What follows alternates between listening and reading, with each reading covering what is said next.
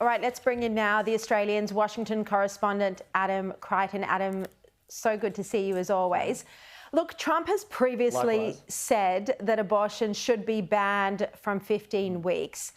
He hasn't been so clear then, but he does seem to take credit for that decision by the Supreme Court. Very controversial move, obviously, to overturn Roe v. Wade. Yes.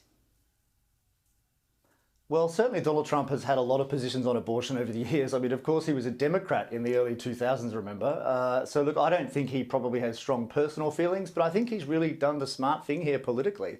He wants to talk about the southern border. He wants to talk about the economy. He does not want to talk about the extremely divisive issue of abortion in this election. And, of course, if he had have said that he was going to have a policy, then that gives the Democrats a huge scare campaign to work with. So a smart move, I think. Actually, also, one really interesting fact I found out too today, the number of abortions since the Dobbs decision has not gone down. It's actually gone up in the US. So there you go.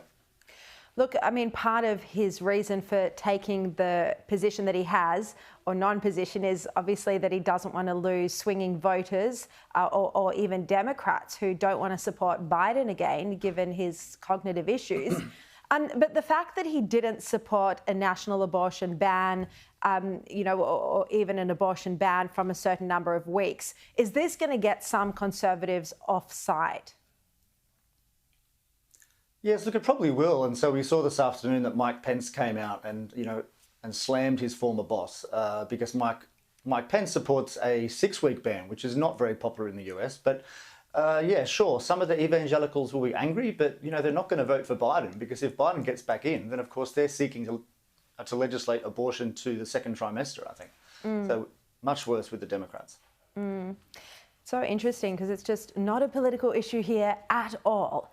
Now, in a blow to Donald Trump... Yes, it's so different. Yeah, a New York appeals court has dismissed his latest attempt to try and delay this hush money criminal trial. It's scheduled, I think, for April the 15th.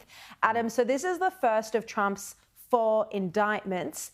Where do you think all of these are heading? Or are we just going to see him go from court case to court case over the next few months? Well, look, I think that this trial coming up, which does start next week, this is the hush money case, that's probably going to be the only trial that actually goes to trial before the election, because there have been a series of useful decisions by the Supreme Court and by others that have pushed the other cases into the future. So it's all been very good news, really, for Donald Trump. And indeed, the only case that is actually going to go to trial is the most ridiculous one, you'd probably say, the one that very few Americans have respect for. So this is the one that helps Trump the most politically. So, he's probably quite happy that that's the one that's going to trial.